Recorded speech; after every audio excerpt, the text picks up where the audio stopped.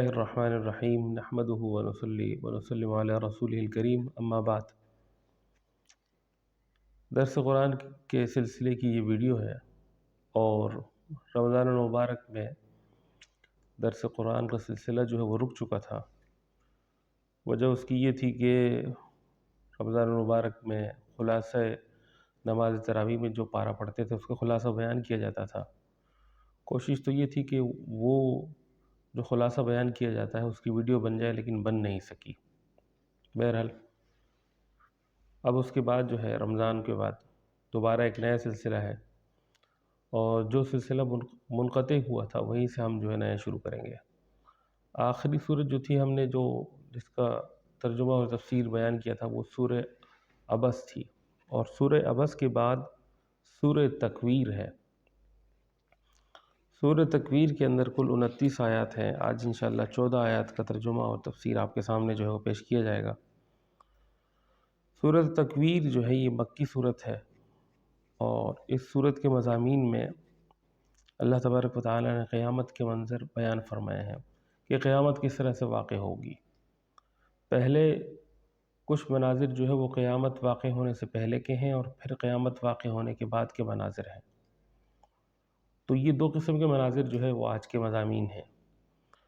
قیامت جب واقع ہوگی تو پہلی آیت اعوذ باللہ من الشیطان الرجیم بسم اللہ الرحمن الرحیم، اذا الشمس کورت، جب سورج کو لپیٹ دیا جائے گا۔ اس سے مراد یہ ہے کہ سورج کی روشنی کو جو ہے وہ ختم کر دیا جائے گا، اور سورج کو بے نور کر دیا جائے گا۔ روایات میں یہ آتا ہے کہ آپ صلی اللہ علیہ وسلم نے فرمایا کہ سورج کو جو ہے وہ سمندر میں ڈال دیا جائے گا، اور پھر ایک زوردار ہوا چلے گی، اور پھر اس کے ذریعے سے جو ہے آگ لگ جائے گی، اور پھر اس طرح سے جو ہے وہ قیامت واقع ہوگی۔ وَإِذَا النُّجُومُ انْكَدَرَتْ، اور جب تارے جو ہے وہ ٹوٹ کر گر پڑیں گے۔ یہ بھی قیامت سے پہلے کا واقعہ ہے، اس کو نفخہ اولیٰ کہا جاتا ہے۔ سورج جو ہے وہ بے نور ہو جائے گا، اور ستارے جو ہے وہ گر کر ٹوٹ پڑیں گے۔ وَإِذَا الْجِبَالُ سُيِّرَتْ، اور پہاڑوں کو جو ہے وہ چلا دیا جائے گا۔ چلا دینے کا مطلب یہ ہے کہ پہاڑ جو ہے وہ ہواؤں میں اڑنے لگ جائیں گے۔ یعنی کتنا خوفناک منظر ہوگا۔ دنیا میں ہم پہاڑوں کو دیکھتے ہیں، کوئی پہاڑ کو ہلا نہیں سکتا، لیکن اگر اس منظر کے متعلق ہم سوچیں کہ یہ پہاڑ جو ہے وہ ہواؤں میں اڑنے لگ جائیں روئی کی مانند، بعض روایات میں اس طرح سے بھی آتا ہے۔ وَإِذَا الْعِشَارُ عُطِّلَتْ، یہ چوتھا واقعہ ہے، اور عشار کہتے ہیں 10 مہینے کی گابن اونٹنی کو۔ 10 مہینے کی گابن اونٹنی عرب والوں کے یہاں جو ہے بہت قیمتی مال تھا، اور وہ اس کے پیچھے پڑے رہتے تھے، اس کو آزاد نہیں چھوڑتے تھے، اس لیے کہ بہت قیمتی مال تھا، بہت محبت ہوتی تھی۔ بلکہ یہ بھی کہا جاتا ہے کہ دم کے پیچھے لگے رہتے تھے کہ کہیں اس کو کچھ نقصان نہ ہو جائے۔ تو یہاں پر اللہ تبارک و تعالیٰ نے فرمایا کہ وہ 10 مہینے کی گابن اونٹنی جس سے یہ اتنا محبت کرتے ہیں، آخرت میں جب یہ نفخہ اولیٰ کا واقع ہوگا تو اس کو جو ہے وہ چھوڑ دیا جائے گا، پھر اس کی بھی فکر نہیں رہے گی۔ وَإِذَا الْوُحُوشُ حُشِرَتْ، اور جب وحشی جانور جو ہے وہ جمع ہو جائیں گے۔ جانوروں کی خصلت تو یہ ہے، وحشی جانور جو انسان سے مانوس نہیں ہوتے، وہ جب انسان کو دیکھتے ہیں تو وہ بھاگ جاتے ہیں، لیکن جب قیامت واقع ہوگی، نفخہ اولیٰ ہوگا، تو اس وقت کیا کیفیت ہوگی؟ یہ کیفیت ہوگی کہ تمام کے تمام جانور جو وحشی ہیں وہ ایک ساتھ جمع ہو جائیں گے۔ وَإِذَا الْبِحَارُ سُجِّرَتْ، اور جب سمندر جو ہے وہ آگ بھڑکا دیے جائیں گے۔ اور روایات میں اس طرح سے آتا ہے کہ سمندر آپس میں گڈ مڈ کر دیے جائیں گے، اور سمندروں میں چاہے وہ میٹھا پانی ہو یا کھارا پانی ہو، ان کو آپس میں جو ہے وہ ملا دیا جائے گا۔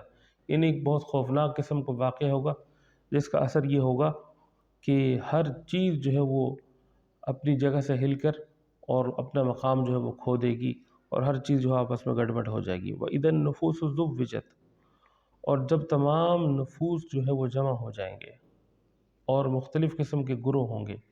یہ نفخہ اولیٰ کے بعد جو ہے نفخہ ثانیہ کا واقعہ ہے، یہ 7ویں آیت ہے، اور اس سے مراد یہ ہے کہ آخرت میں جو ہے وہ گروہ ہوں گے بہت ساری قسم کے، یعنی جو لوگ نیک ہیں ان کے مختلف قسم کے گروہ ہوں گے۔ نیک میں کچھ لوگ صدقات دینے والے ہیں، کچھ لوگ جو ہے نوافل ادا کرنے والے، کچھ لوگ جو ہے ذکر اذکار کرنے والے، کچھ لوگ جو ہے لوگوں کے کام آنے والے، بہت سارے قسم کے گروہ ہوں گے، ہر گروہ جو ہے وہ الگ الگ جمع ہو جائے گا۔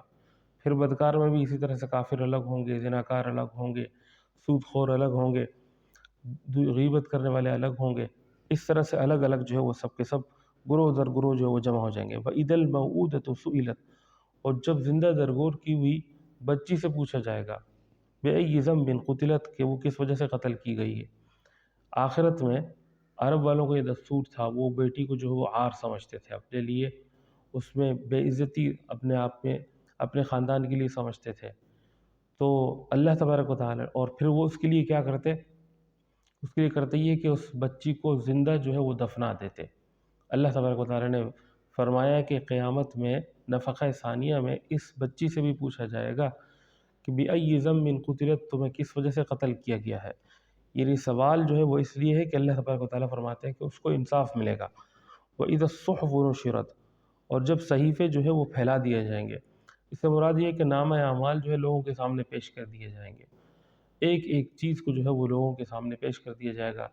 روایات میں یہ آتا ہے کہ ہر ایک شخص جو ہے اس کے سامنے نامہ اعمال پیش ہوگا، اور ایک روایت میں یہ آتا ہے کہ ایک شخص کے سامنے جو ہے اس کا نامہ اعمال پیش ہوگا جو کہ بہت بڑا دراز ہوگا، اتنا دراز ہوگا کہ جس کی کوئی حد نہیں ہے۔ اور پھر وہ جب اس کو دیکھے گا تو اس کے اندر جو ہے وہ سارے کے سارے گناہ ہوں گے، اور وہ شخص کہے گا کہ بس آج تو میری خیر نہیں ہے۔ پھر ایک کاغذ کا ٹکڑا جو ہے اس کو سامنے لایا جائے گا، اور پھر نامہ اعمال جو ہے وہ ایک طرف سے رکھا جائے گا۔ اس پورے اس کے نامہ اعمال کو، جو بہت بڑا دفتر رجسٹر تھا بہت بڑا، اور پھر وہ جو بدی کا پلڑا ہے وہ بھاری ہو جائے گا۔ پھر اس کے بعد وہ ٹکڑا لایا جائے گا، اس کو دوسری طرف جو رکھا جائے گا، اور اس کاغذ کے ٹکڑے پر جو ہے وہ کلمہ طیبہ لکھا ہوگا، لا الہ الا اللہ محمد رسول اللہ۔ وہ ایک کاغذ کا ٹکڑا جو ہے وہ بھاری پڑ جائے گا، اور اس طرح اس کے لیے جنت کا فیصلہ ہوگا۔ وَإِذَا السَّمَاءُ كُشِطَتْ، اور جب آسمان کو اس کی کھال جو ہے وہ اتار دی جائے گی۔ کھال اتار دینے کا مقصد یہ ہے کہ آسمان میں جتنے بھی چاند ستارے یا سورج ہے، ان سب کے سب کو جو ہے وہ بے نور کر دیا جائے گا، گرا دیا جائے گا۔ تو اس سے جو ہے وہ آسمان جو ہے اس کی کھال، یعنی اس کی جتنی زیب و زینت ہے وہ اس کو ختم کر دیا جائے گا۔